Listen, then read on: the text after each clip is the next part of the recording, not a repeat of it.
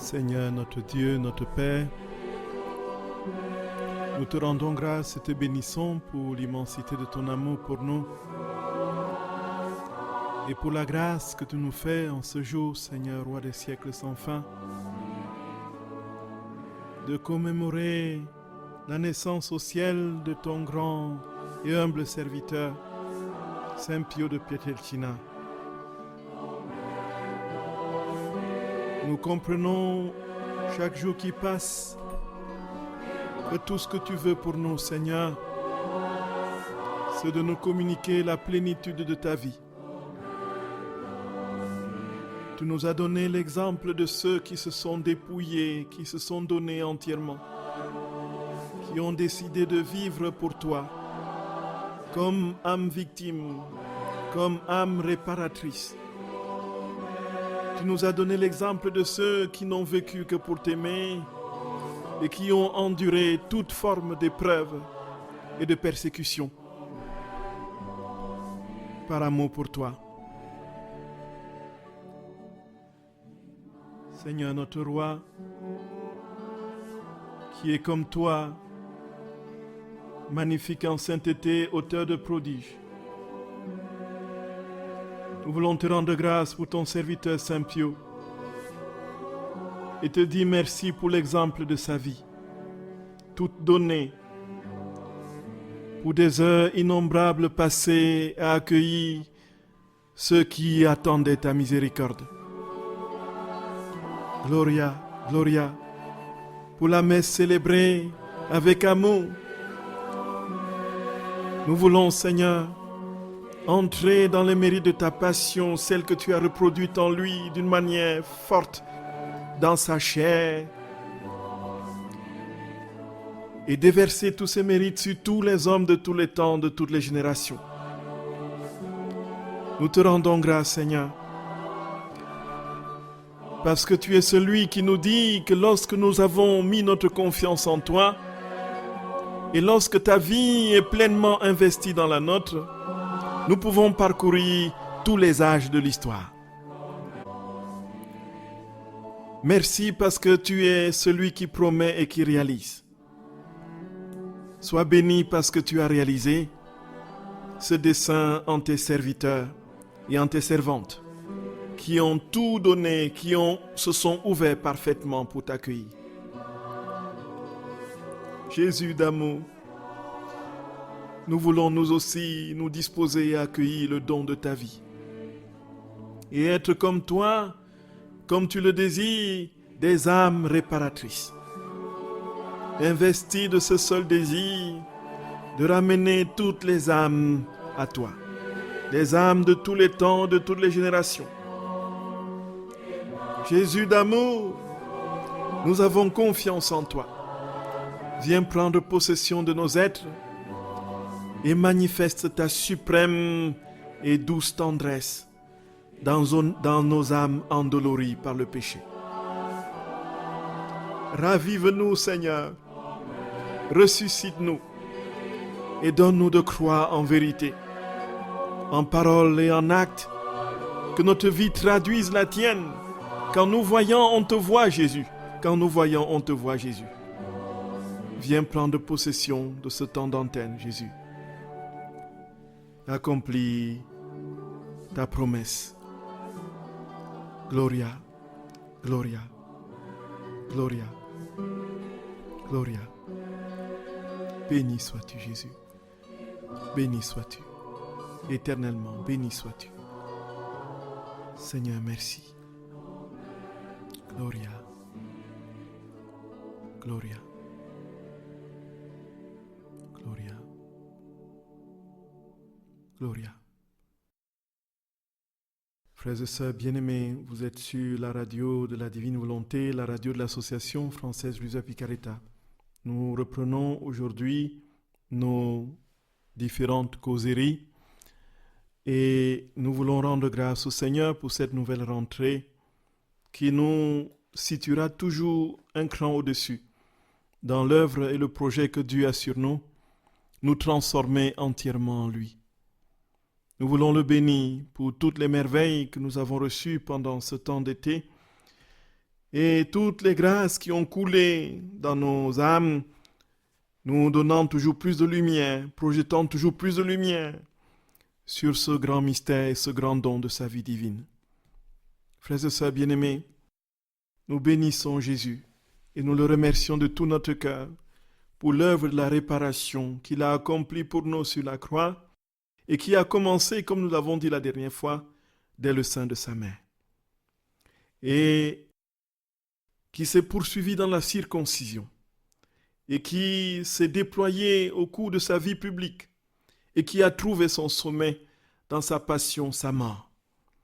Et ainsi, nous avons été, nous aussi, capables de réparation parce que Jésus, le premier, a réparé. Frères et sœurs d'amour, comme d'habitude, nous allons confier notre temps d'antenne à notre Très Sainte Mère, celle-là qui n'a jamais dit non à son Seigneur.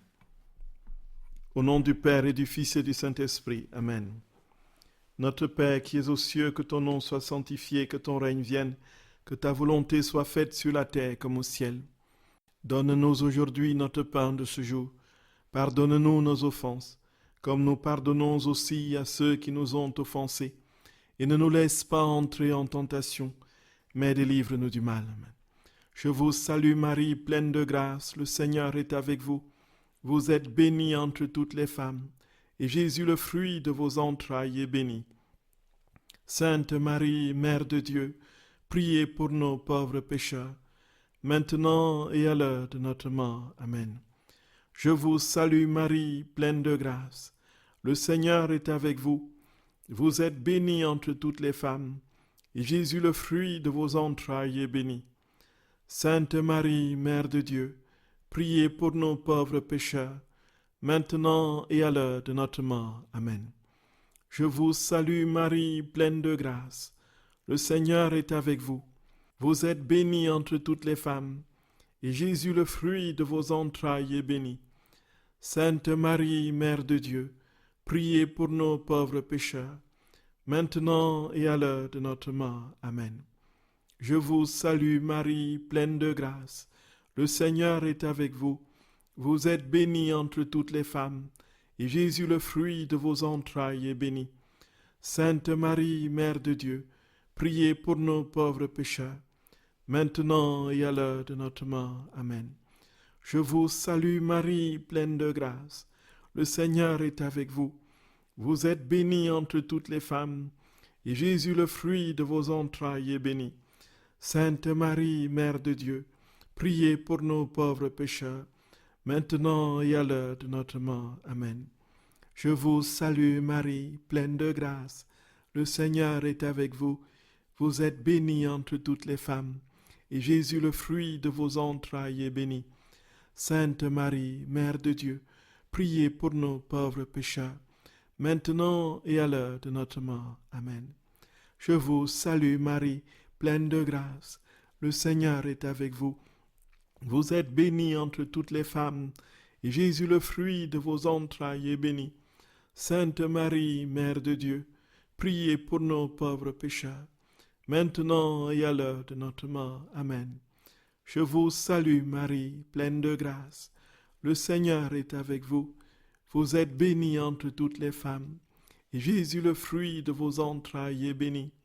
Sainte Marie, Mère de Dieu, priez pour nos pauvres pécheurs, maintenant et à l'heure de notre mort. Amen. Je vous salue Marie, pleine de grâce. Le Seigneur est avec vous. Vous êtes bénie entre toutes les femmes, et Jésus, le fruit de vos entrailles, est béni.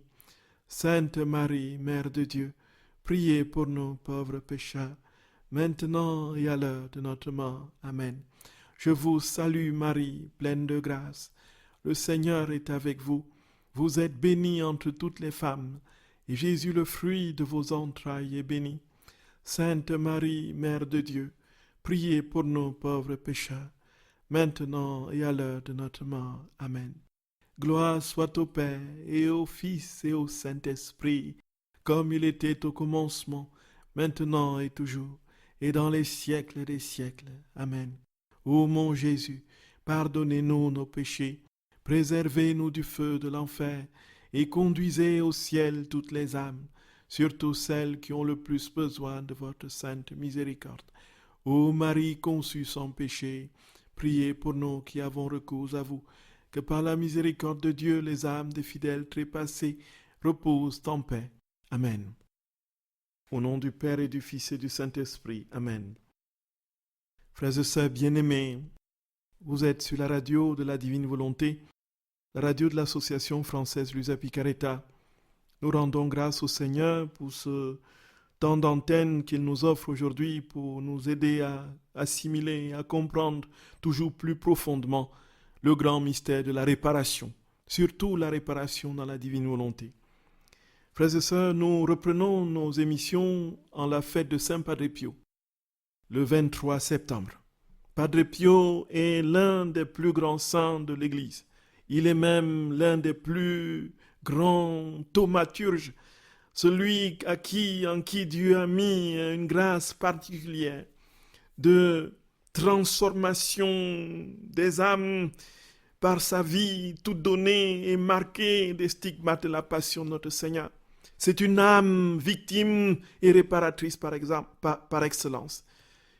Au-dessus de Padre Pio, il y a très peu de saints, frères et sœurs bien-aimés.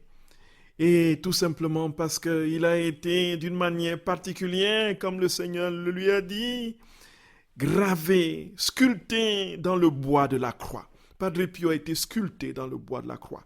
La croix est la structure de Padre Pio.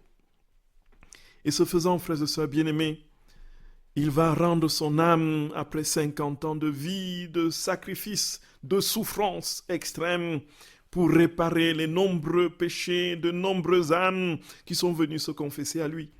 On dit de son vivant pratiquement 15 millions, près de 15 millions de personnes en 50 ans sont passées à San Giovanni Rotondo se confesser au Padre Pio.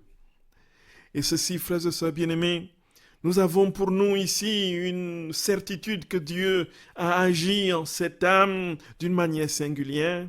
Et comme dit le Père Iannuzzi, c'est l'un des plus grands spécialistes de la divine volonté au monde, celui qui a traduit les œuvres en anglais, le premier qui a fait la brillante thèse qui a été déposée à la congrégation pour la cause des saints, pour la cause de Luisa. Il dit que Padre Pio est de ceux qui ont eu le cadeau de la divine volonté. Et Padre Pio est en quelque sorte contemporain justement à Luisa Picaretta. Padre Pio a connu Luisa Picaretta même si ce ne sont pas rencontrés physiquement. Padre Pio est mort en 1968 et Luisa Picaretta en 1947. Il est né en 1887, Padre Pio, et Luisa Picaretta en 1865. Donc ils ont vécu plusieurs années dans la même époque, jusqu'en 1947, la mort de Luisa. Et ici, frères et sœurs bien-aimés, nous avons une attestation de cette connaissance, de cette communion entre Luisa Picaretta et Padre Pio dans une description que fait un capucin du nom de Bernardino Giuseppe Bucci. Bernardino Bucci, qui était un frère mineur capucin, qui était lui le neveu de tante Rosaria, celui qu'il appelait la tante Rosaria. Tante Rosaria, en fait, c'est cette femme qui est restée tout près de Luisa Picaretta, qui s'occupait d'elle dans sa chambre, changeait les draps de lit, et puis l'arrangeait sur le lit, arrangeait son oreiller, faisait le nettoyage, ainsi de suite, recevait les prêtres, donc pendant toutes ces années. Et Rosaria va raconter des anecdotes particulièrement croustillantes à son neveu, Don Bernardino Bucci. Alors, qui nous donne de comprendre qu'effectivement, Padre Pio a connu et a une relation spirituelle profonde avec, n'est-ce pas, Luisa Picaretta. Ici, nous allons tout simplement reprendre les éléments du récit. Il se fait, frères et sœurs bien-aimés, qu'en 1930, il y a un jeune converti du nom de Federico Abrecht qui va rendre visite à Luisa Picaretta. Il a été envoyé par Padre Pio. Et Luisa Picaretta va l'entretenir de la divine volonté. Et donc ce fils spirituel de Padre Pio, envoyé expressement par Padre Pio à Luisa Picaretta, va adhérer à la divine volonté. Et donc, de sorte qu'il va revenir régulièrement voir Luisa Picaretta et s'entretenir avec elle dans de très très longues conversations.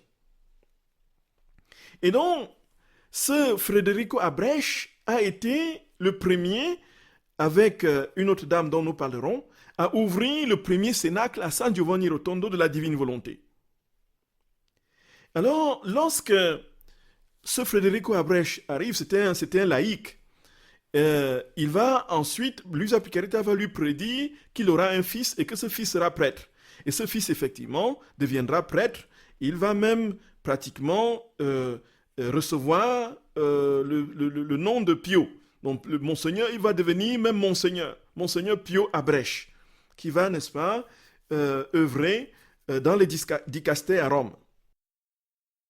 Alors, il est dit, selon Rosaria, que le Padre Pio envoyait beaucoup de gens chez Luisa Picaretta et disait aux habitants de Corato qui venaient à San Giovanni Rotondo, il leur disait, mais qu'est-ce que vous venez chercher ici à San Giovanni Rotondo? Mais vous avez une sainte chez vous, vous avez Luisa chez vous, vous avez Luisa la Santa chez vous. Et donc, Padre Pio était donc au courant de cette révélation de la divine volonté à Luisa Picaretta, puisque c'est lui qui va inciter Federico Abrech à ouvrir le premier cénacle, qui va devenir un centre de spiritualité. Et quand j'étais à San Giovanni Rotondo il y a quelques années, j'avais effectivement, je ne connaissais pas encore la divine volonté il y a très longtemps, j'avais trouvé effectivement une boutique près de la grande basilique de San Giovanni Rotondo, où je voyais partout Luisa Picaretta, des livres de tout, dans toute la librairie, il n'y avait que Luisa Picaretta. En fait, le centre spirituel, le premier centre spirituel de la divine volonté, s'est ouvert, n'est-ce pas, à San Giovanni Rotondo, avec Federico Abrech. Et alors, il se fait, frères et sœurs bien-aimés, que Padre Pio va donner une révélation particulièrement forte au sujet de Luisa. Alors, Luisa a été prédit par Padre Pio comme celle qui devait achever le millénaire, qui devait être connue dans le monde entier. Et alors, selon les déclarations de Rosaria, Padre Pio lui aurait dit un jour que Rosaria, dans le dialecte natal justement de cette région d'Italie, Rosaria, vas-y, Luisa est grande et le monde sera plein de notre Luisa. Vas-y, Luisa est grande et le monde sera plein de notre Luisa. Et lorsque le jeune capucin doutait, elle a réinsisté en disant que lorsqu'elle s'est confessée à Padre Pio, lui, pendant la confession, lui a dit que Luisa n'est pas un fait humain, je cite, c'est une œuvre de Dieu. Lui-même la fera apparaître et sa grandeur stupéfiera la terre entière. Il nous faut attendre quelques années avant que cela ne se produise. Le nouveau millénaire verra la lumière de Luisa. Voilà ce que Padre Pio a dit.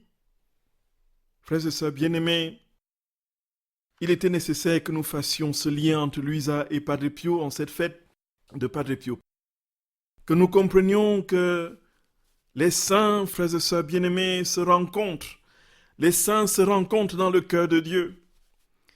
Et pendant qu'elle était dans des difficultés profondes liées à la confiscation de ses écrits en 1938, Padre Pio lui a écrit à Luisa pour lui dire « Courage, courage, il faut que les saints souffrent, pour conduire une multitude d'âmes à Dieu. » Là, je paraphrase. Ils se sont soutenus dans l'épreuve. Et lui, Padre Pio, n'était pas non plus tranquille. Il était aussi sous le coup des persécutions. Voici, frères et sœurs bien-aimés, pour dire que si Padre Pio a confirmé et a dit d'une manière sérieuse, intense, que le millénaire verra la lumière de Luisa, si c'est Padre Pio qui a parlé, on peut suivre la divine volonté. Frères et sœurs bien-aimés, les yeux bandés, avec confiance et abandon. Padre Pio a dit, voyez. Et ceci dit, frères et sœurs bien-aimés, nous allons continuer avec les réparations. Ces deux âmes réparatrices. Nous avons dit la dernière fois que Jésus, dans tout le cheminement de sa vie depuis sa conception jusqu'à sa mort, avait multiplié des œuvres de réparation pour l'humanité tout entière. Quand il était dans le sein de sa mère, il souffrait déjà sa passion. Sa divinité lui infligeait des morts successives pour réparer les péchés de toute l'humanité passée, présente et future. Puisque dans le sein de sa mère, il était conscient de ce qui se passait, puisqu'il n'était pas un fœtus ordinaire. Il avait une claire conscience du fait de sa divinité, du sang rétréci, de l'obscurité dans laquelle il était. Et naturellement, cette souffrance, qui était la première, doublée par la souffrance de l'ingratitude des âmes qu'il venait racheter, qui étaient toujours fermées à la vérité, sa divinité, disait-il, lui a infligé des morts successives pour réparer toutes les ingratitudes de tous les péchés de tous les hommes de tous les temps. Et une fois qu'il est né, il a été circoncis. Et cette circoncision était le symbole, effectivement, de cette taille dans la volonté humaine pour laisser entrer la volonté divine. Et quand il poursuit, frères et sœurs bien-aimés, le cheminement de sa vie, tout, absolument tout, dans les moindres petits détails de ses gestes et de ses faits, était œuvre de réparation pour tous les hommes de tous les temps, avec tous leurs péchés et les dégâts causés par la volonté humaine. Il le dit pour ce qui est de la circoncision, pour ce qui est de la fuite en Égypte. Il le dit pour ce qui est du retour, justement, en Galilée après la mort d'Hérode. Il le dit pour ce qui est de sa vie publique. Il le dit pour ce qui est des 40 jours au désert. Il le dit pour ce qui est de son arrestation, de sa mort sur la croix. En fait, tout, absolument tout, frères et sœurs bien-aimés, était œuvre de réparation dans la vie de notre Seigneur. Et si nous avions à travailler toutes les étapes de la vie de notre Seigneur, nous ne terminerions jamais les réparations, puisque nous nous limiterions, nous ne nous arrêterions jamais, puisque tout, absolument tout, dans tout ce que Jésus a fait, était œuvre de réparation. Donc nous allons enjamber ces différents épisodes de la vie de notre Seigneur pour comprendre aujourd'hui comment est-ce que nous pouvons réparer à la suite de notre Seigneur. Frères et sœurs bien-aimés, soyez infiniment bénis. Que notre Seigneur nous accorde à tous la grâce de comprendre que s'il a tout fait pour nous, s'il a déjà tout réalisé, il attend que nous entrions dans cette réalisation parfaite qu'il a déjà accomplie pour nous. Jésus attend les fils du royaume qui s'emparent justement des trônes qui ont été préparés d'avance.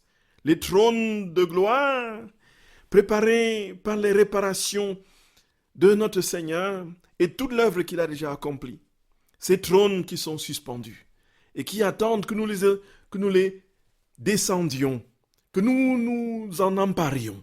Nous sommes, frères et sœurs bien-aimés, en route comme fils et filles de la divine volonté, en route pour la conquête de nos vies divines pleinement réalisées, des trônes de gloire que le Seigneur a magnifiquement dressés à ses côtés pour que nous nous y asseyions. Gloria, gloria. Et ce faisant, frères et sœurs d'amour, Jésus nous dit, puisque j'ai réparé, toi aussi tu peux réparer. Toi aussi tu peux réparer. Et alors, comment est-ce que tu peux réparer? Si ce n'est moi qui viens réparer en toi. La réparation, c'est moi qui l'effectue. La réparation, c'est mon œuvre. Et il s'agit pour toi de t'ouvrir tout simplement, de me laisser entrer en toi pour réparer en toi, avec toi. Et ceci, frères et sœurs, c'est l'œuvre des actes de la vie dans la divine volonté des rondes. C'est l'œuvre des sacrifices de tout ce que nous faisons dans la divine volonté. Ce sont des œuvres du Seigneur qu'il déploie en nous et il les divinise pour que nous ayons la pleine possession, frères et sœurs bien-aimés, de sa propre vie et pour que toutes les générations d'hommes de tous les temps bénéficient justement de cette vie divine qu'il a pleinement réalisée d'avance pour eux.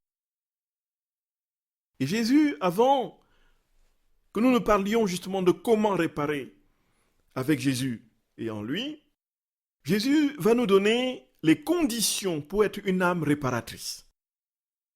Il donne 4 conditions à Luisa Picaretta comme indispensables pour être véritablement âme réparatrice. Voici, frères et sœurs bien-aimés, ce qu'il dit, c'est au tome 10 du 2 février 1912. Lui a dit, ce matin, après avoir offert à Jésus une âme comme victime, Jésus accepta l'offrande et me dit, ma fille, la première chose que je veux, donc pour être âme réparatrice, c'est l'union des volontés. Cette âme doit se donner comme proie à ma volonté. Elle doit être le jouet de mon vouloir. Je serai très attentif à voir si tout ce qu'elle fait est uni à mon vouloir, spécialement si ses actes sont volontaires. Si je vois que ces actes sont unis à ma volonté, alors je me plais à vivre en elle.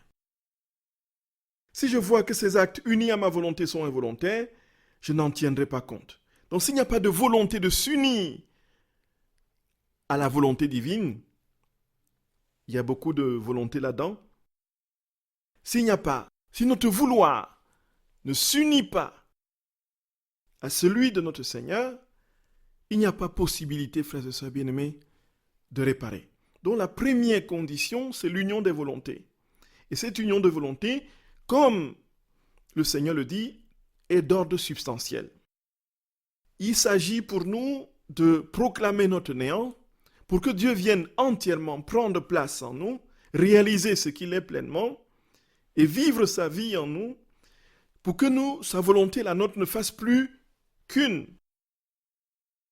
Et alors Jésus dit, par conséquent, quand elle me dira qu'elle veut être ma victime, je la considérerai comme l'étant en réalité. Et si nos deux volontés ne sont pas unies, on comprend ainsi, si elle veut être ma victime, je considérerai qu'il n'en est pas ainsi. Ce n'est point possible. Voilà ce que Jésus dit, frères et sœurs bien-aimés. Ça, c'est la première condition, l'union des volontés, pour être une âme réparatrice. La deuxième, c'est ce que Jésus décrit quand il parle de devenir une victime. Il y a l'union des volontés et le fait d'être victime. Qu'est-ce qu'une victime?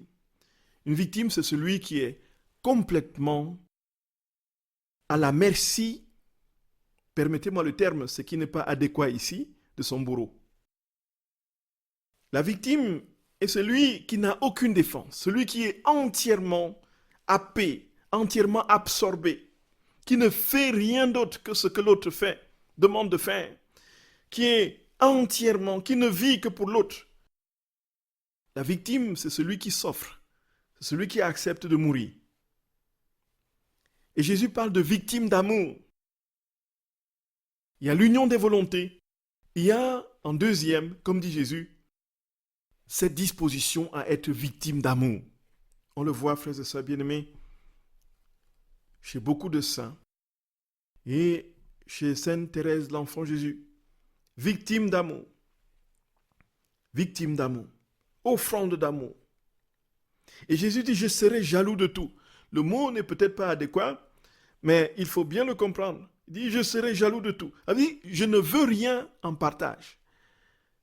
Je ne veux pas que tu aies quelque chose d'autre en partage avec moi. Je veux que tu sois tout à moi, que je sois seul pour toi. Il y a cette exclusivité dans la disposition de l'âme. L'âme ne vit que pour son Dieu. Dieu n'a qu'un seul regard pour l'âme et l'âme pour Dieu. Voilà, frères et sœurs bien-aimés, la disposition et la condition de la victime. Jésus dit, ainsi tu ne t'appartiendras plus. Tu seras désormais la propriété du bien-aimé. Gloria, Gloria.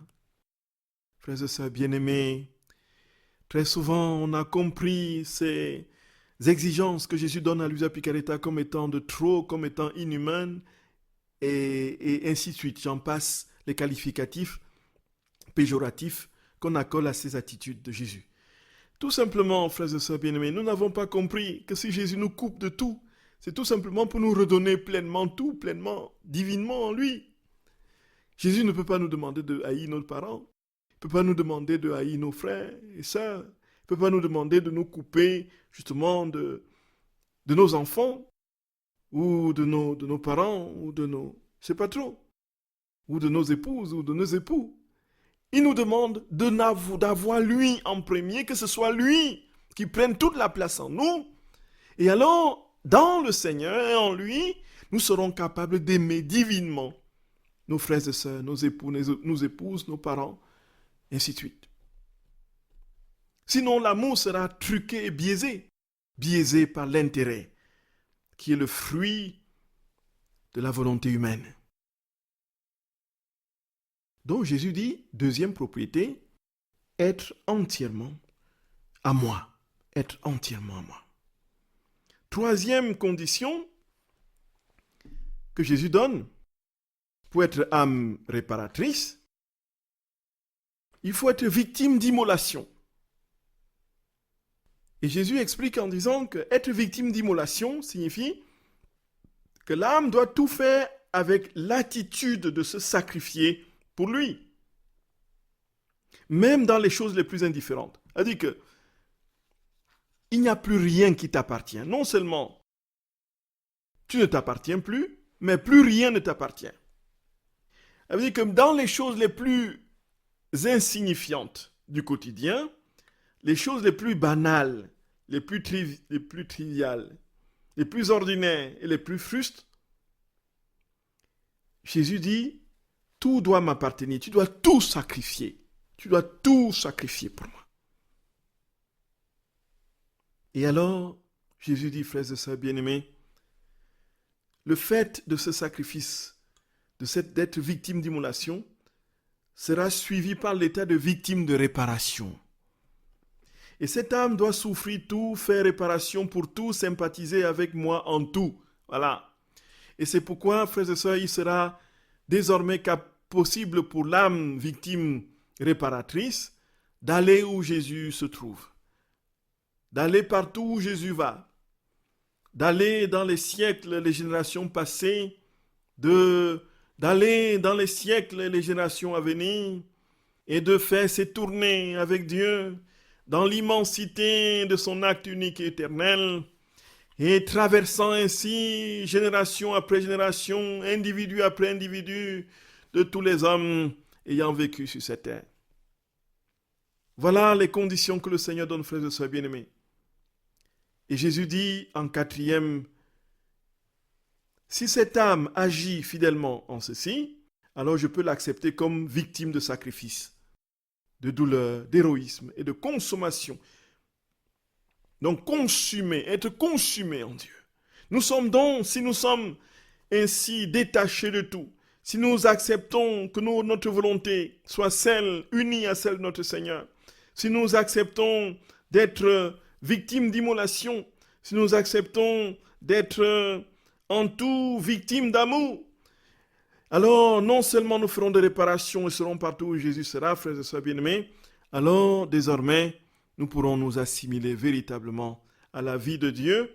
Nous aurons retrouvé notre condition première, parce que Jésus vivra tranquillement, il s'étalera en nous et se donnera partout, dans tous les interstices de notre être, pour que nous soyons comme lui, pour que nous soyons un avec lui. Voyez, frères et sœurs bien-aimés, et voilà ce que le Seigneur nous dit.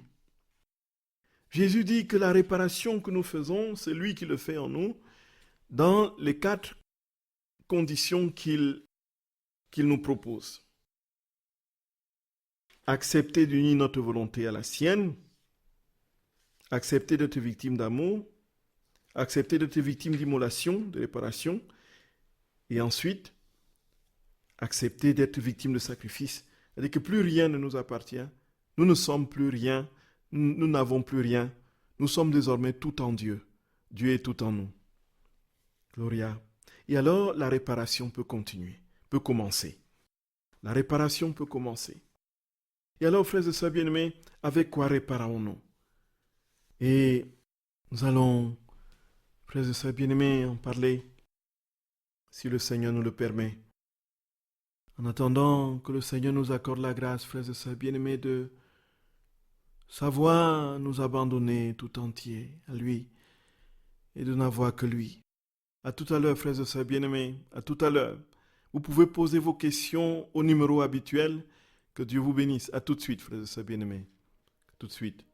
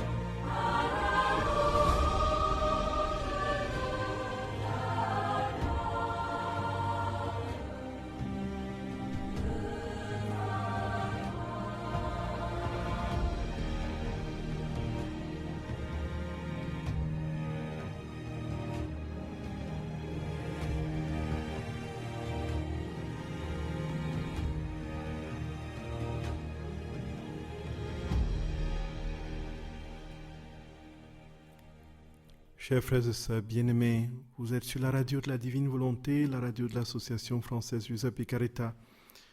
Nous remercions notre Seigneur pour la grâce qui nous donne de comprendre que la réparation, c'est son œuvre, à la simple et seule unique condition que nous soyons entièrement dépouillés de tout pour qu'il vive pleinement sa vie en nous. Et les conditions qu'il nous donne, c'est bien encore lui qui les réalise. C'est ça le grand mystère de la foi, frères et sœurs bien-aimés. La foi qui est une vertu théologale signifie que nous ne pouvons rien par nous-mêmes. C'est Dieu qui nous donne la possibilité de croire en lui et de nous abandonner. C'est lui qui nous donne le sens de la foi et c'est lui qui nous donne l'acte de foi. S'il ne peut pas sans moi, vous ne pouvez rien faire. C'est ce qu'il a dit dans l'évangile de Jean. Il s'ensuit que lorsque nous voulons, frères et sœurs, entrer dans cette vie, dans la divine volonté, la seule chose, c'est de nous abandonner au Seigneur. C'est le seul critère, c'est l'abandon, le dépouillement. Quitter sa volonté, se dépouiller. Il y a une question très intéressante, souvent qui demande si, pour ces conditions que le Seigneur pose, est-ce que ça c'est graduellement ou bien c'est tout d'un coup? Bon, il faut dire que Jésus est un fin pédagogue. Et donc, il dissocie les étapes pour nous faire comprendre intellectuellement la démarche. La réalité de sa vie se donne d'un coup, en vérité. Quand Jésus nous dit que lorsque nous demandons la divine volonté, il ne nous la donne pas en morceaux. Il ne nous donne pas juste des attributs. Et le lendemain, d'autres attributs. Et le surlendemain, d'autres attributs. Quand il donne sa vie pleinement, à la condition que nous sommes complètement dépouillés, il la donne totalement, parfaitement, immédiatement et pleinement. Et quand il l'a donné, toute sa vie se déploie en nous, jusqu'au moment où nous lui disons, maintenant, voilà, mets-toi un peu de côté pour que je fasse ma volonté. Sinon, en temps normal, il nous donne sa vie pleinement. Alors il s'ensuit, mes très chers, que le don que le Seigneur fait de lui-même est lié dans la divine volonté à un seul critère, le désir, et conditionné par le seul, unique désir de l'homme, l'intention, la soif de l'homme d'acquérir la plénitude de la vie. C'est ça le grand miracle. Et ce faisant, mes très chers, l'âme qui entre dans cette vie divine, qui accepte de tout vivre en Dieu et pour lui, où Dieu l'investit pleinement dans les interstices les plus reculés de son être, cette âme-là est assimilée déjà ici-bas à Jésus. Jésus vivant. Nous devenons la présence de Jésus au cœur de ce monde. Et notre question à la suite qui demande comment savoir comment est-ce que il se choisit les âmes à qui il donne la foi. Il faut dire que la foi est un don de Dieu, effectivement. Il ne sélectionne pas des gens à qui il donne la foi. Il ne dit pas, toi je te donne la foi, toi je te refuse. La foi est proposée à tous. Le projet de Dieu, c'est que tous croient en lui. Dieu a tant aimé le monde qu'il a donné son Fils unique afin que quiconque croit en lui ne périsse point, mais ait la vie éternelle. Jean 3 au chapitre 16. La foi est un don donné à tous ceux qui ouvrent. Le problème de l'homme, c'est sa liberté et son libre arbitre vicieusement souverain qui est capable de dire non à l'offre de Dieu. Jésus a frappé à la porte de tous les cœurs. Il dit que lorsqu'il est sorti du sein de sa mère, on l'a vu, frères et sœurs bien-aimés, il a frappé à la porte de tous les cœurs, de tous les hommes qui vivaient en ce moment-là. Et donc, par ricochet, puisque c'était un acte divin, c'était transtemporel et transgénérationnel. Ce toc-toc à la porte des cœurs a retenti dans tous les cœurs de tous les hommes de tous les temps, du fait de ce que c'est Dieu qui frappait et que c'était un acte divin, qui ne pouvait pas être limité dans le temps et l'espace. Et donc, il dit que les hommes se sont fermés. Donc, tout petit, il a voulu disséminer ses rayons dans les âmes d'une multitude. Il n'a rencontré, frères et sœurs bien-aimés, il n'a rencontré que fermeture et indifférence. Et alors, qu'est-ce qu'il dit? Il dit à Luisa que le petit enfant Jésus qu'il était, comme ses petits bras ne pouvaient pas embrasser, entrelacer sa maman, les rayons de lumière qui sortaient de ses doigts divins et qui devaient se répandre dans toutes les créatures, puisque les créatures s'étaient fermées, ces rayons de lumière ont enveloppé sa mère, ont enveloppé sa maman.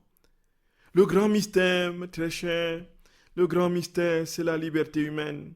Le mystère incompréhensible d'un homme capable de dire non à son Dieu. Comment se fait-il que la créature puisse dire non au Créateur? Voilà, c'est pourtant possible. Et l'homme peut le faire. Voilà comment Dieu est limité. L'illimité est limité devant la liberté humaine. Mais qu'est-ce qu'il fait, notre Seigneur? Il trouve des stratagèmes pour tenter justement de convaincre l'homme, d'apprivoiser l'homme. Il est comme dans une sorte en train de courtiser l'homme. Il fait tout pour que l'homme comprenne qu'il est aimé et qu'il veut qu'il s'abandonne. Mais l'homme est toujours dans son endurcissement. Et il pleure, il gémit. Il pleure, il gémit. Voilà, mes très chers. Donc en fait, Voilà ce que nous pouvons dire, mes très chers, pour ces questions très, très, très intéressantes. Et merci infiniment de tout cœur, de nous permettre de creuser toujours plus cette grande question et ce grand mystère de la réparation. Voilà, frères et sœurs d'amour, nous disions tout à l'heure que les conditions étaient données d'un coup. Et la communion, la fusion, on pourrait dire, avec Dieu, qui n'est pas la disparition de notre être en Dieu, nous donnait la possibilité de vivre tout ce que Dieu vit, d'être partout où il est. Et nous pouvons donc réparer, en vérité, une fois les 4 conditions réunies. Réparer en vérité. Cela veut dire que Jésus, désormais, est capable de se déployer en nous comme il est déployé au ciel. Et c'est ça, réparer en vérité. Et ce faisant, frères et sœurs bien-aimés, les actes que nous poserons ne seront donc plus des actes humains, ce seront des actes divins. Et la valeur d'un acte dans la divine volonté, c'est cela qui va réparer. Donc nous réparons par les actes, nous réparons par les ronds, nous réparons par les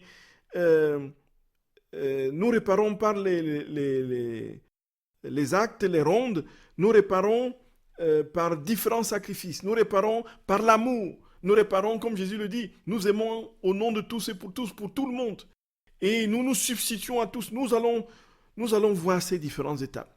Mais avant de voir comment on répare dans la divine volonté, comprenons d'abord la valeur d'un acte dans la divine volonté. Puisque c'est l'acte en question, que ce soit la prière, que ce soit les ronds, sont des actes pour Dieu. Ou des actes ordinaires de notre vie quotidienne. Ce sont des actes. Voyons donc, frères et sœurs bien-aimés, quelle est la valeur d'un acte dans la divine volonté. C'est là que nous tombons à la renverse en écoutant ce que Jésus dit, frères et sœurs d'amour. C'est absolument inouï.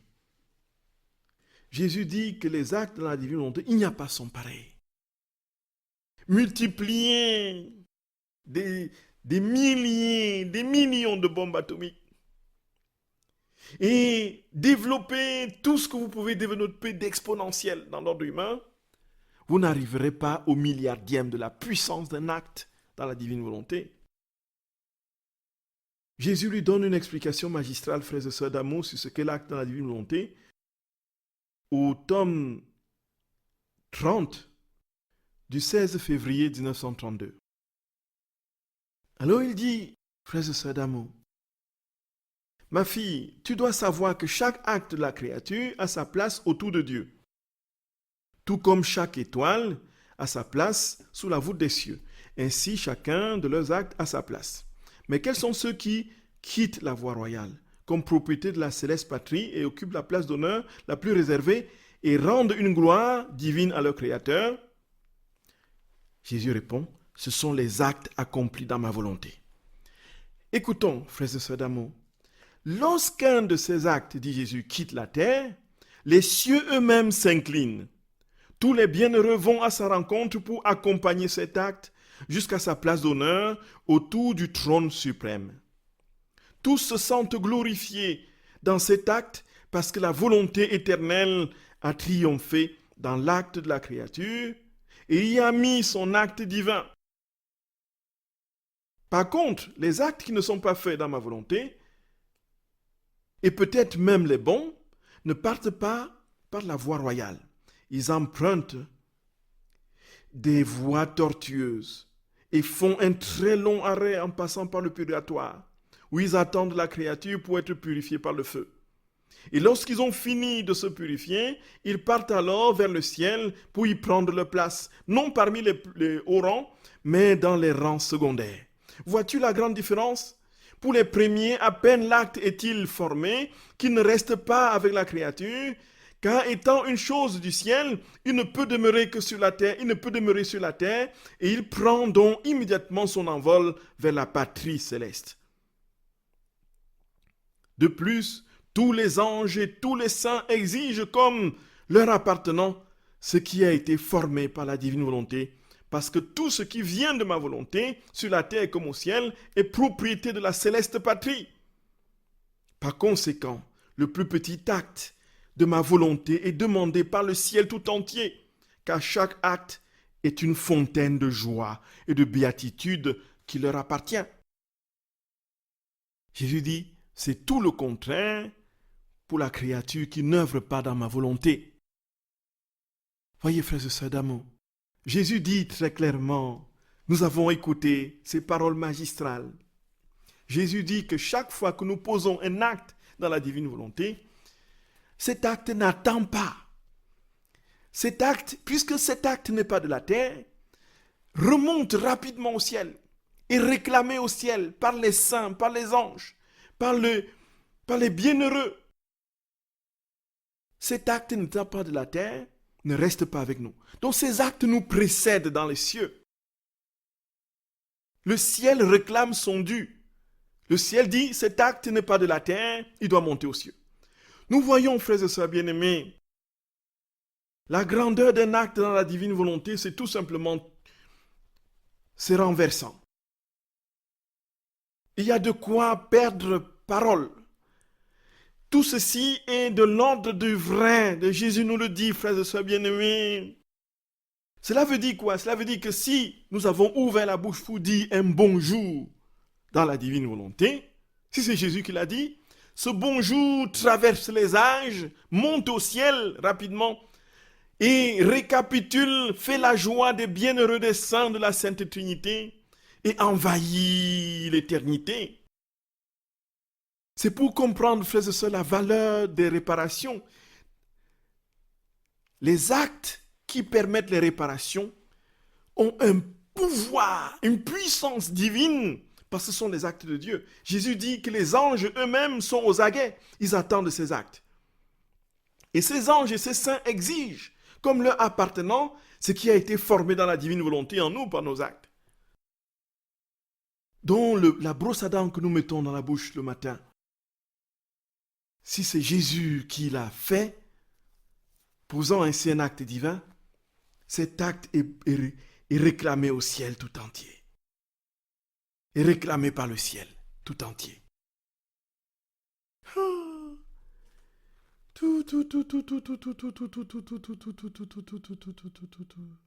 Ce que nous croyons, frères et sœurs bien-aimés, effectivement, comme dit cette auditrice, absolument anodin, prend une dimension divine absolument inouïe.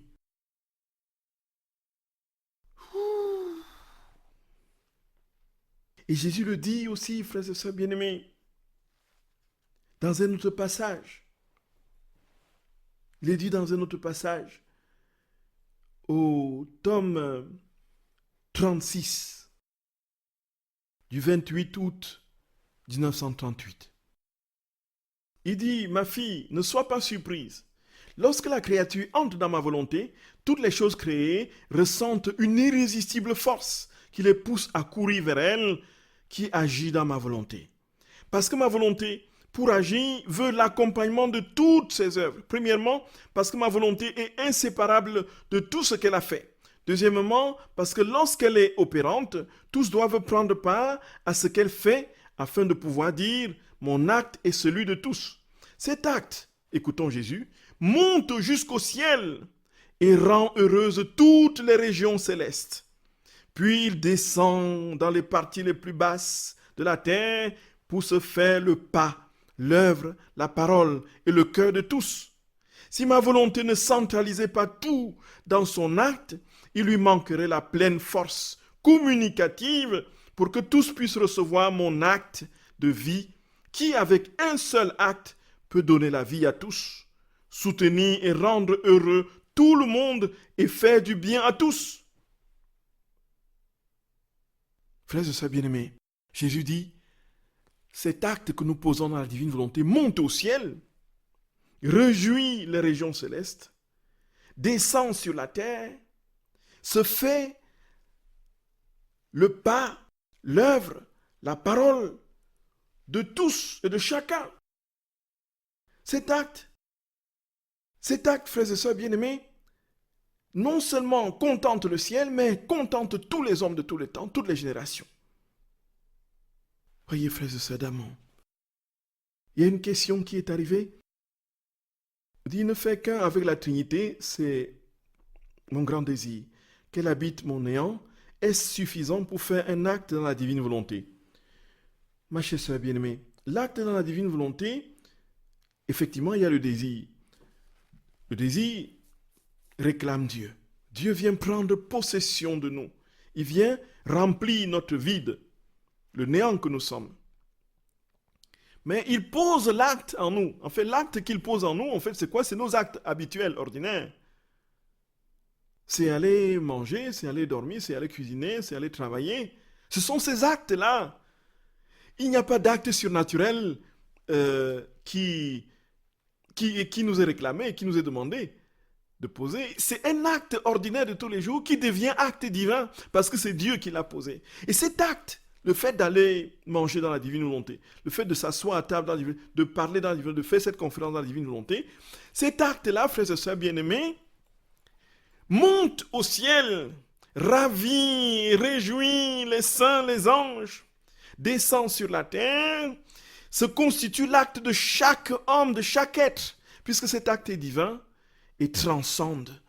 Voyez, l'espace et le temps devient éternel, s'inscrit et se grave dans l'acte unique éternel de Dieu, dans son éternelle immensité.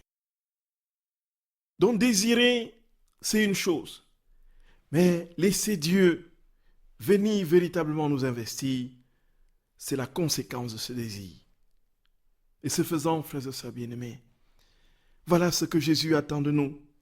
Il attend que nous réparions avec lui et que nous comprenions ce que c'est que réparer et que nous comprenions les conditions pour être véritablement des réparateurs et des réparatrices. Il veut que nous comprenions ce qui se passe quand nous posons un acte de réparation. Et cela veut dire quoi, frères et sœurs d'amour? Cela veut dire quoi, très concrètement? On le verra la prochaine fois.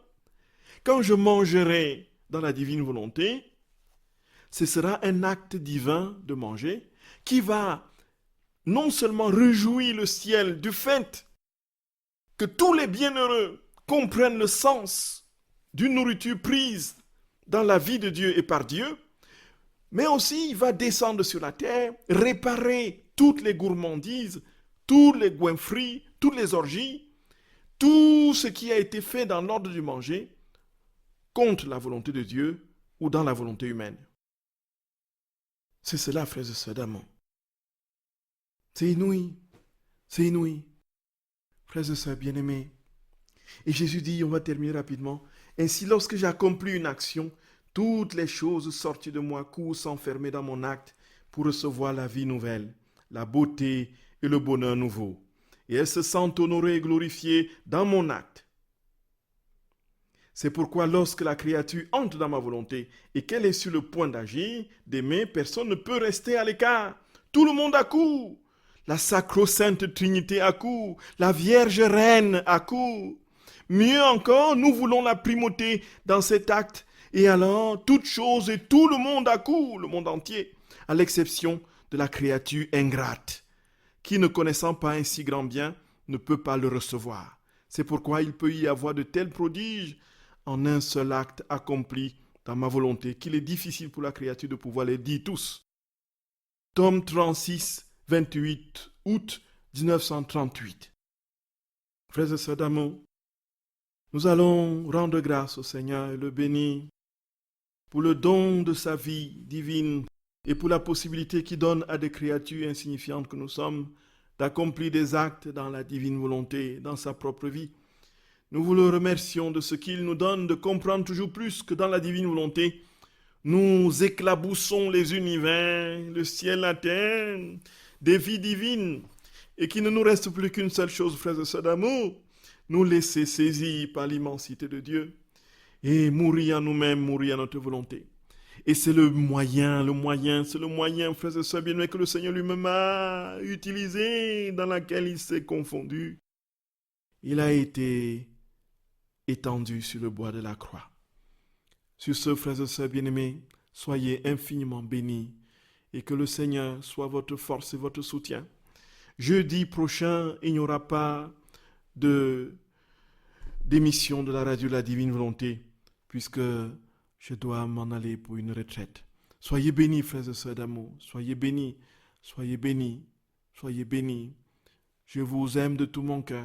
Je vous dis que notre Seigneur est encore bien plus aimant et qu'il vit en chacun de vous si vous ouvrez votre cœur. Soyez bénis, frères et sœurs d'amour. Soyez bénis infiniment. Soyez bénis. À très bientôt, frères et sœurs bien-aimés. Dans 2 semaines. Très bientôt.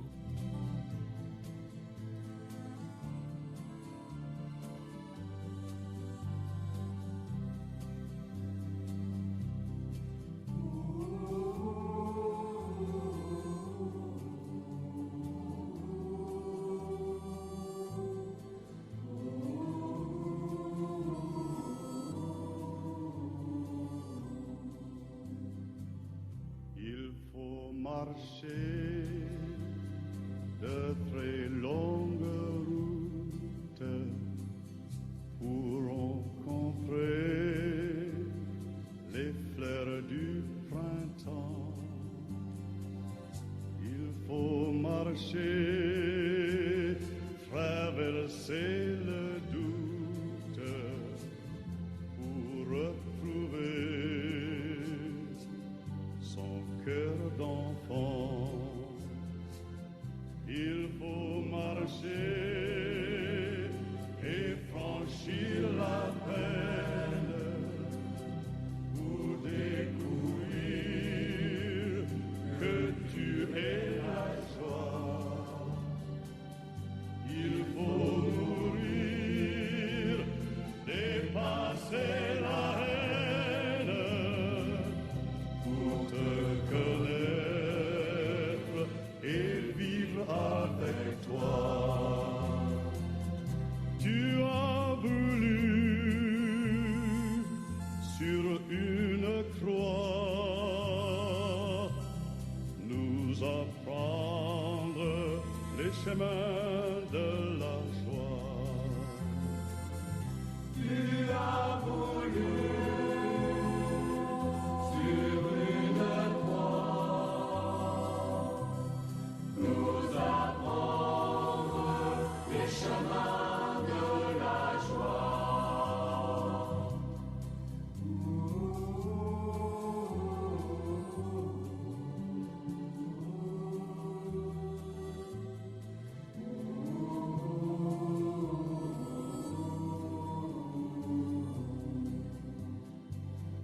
Il faut aller au bout de sa peine pour allumer l'espoir comme un feu.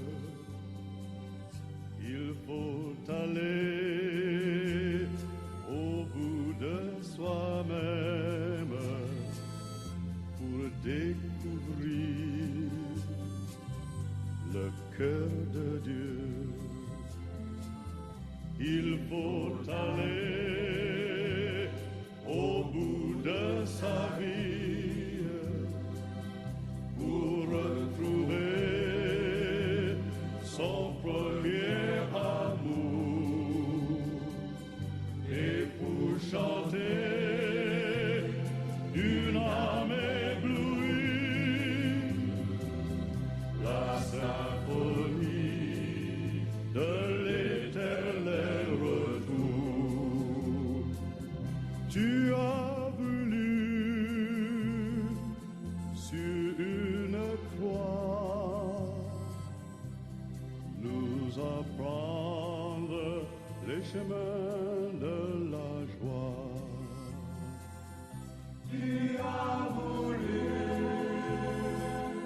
sur une croix nous apprendre les chemins de la joie.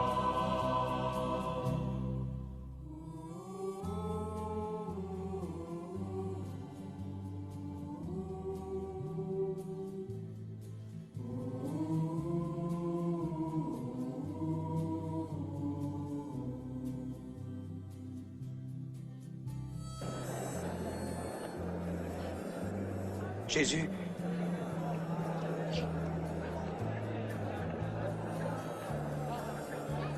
souviens-toi de moi. quand tu viendras dans ton royaume.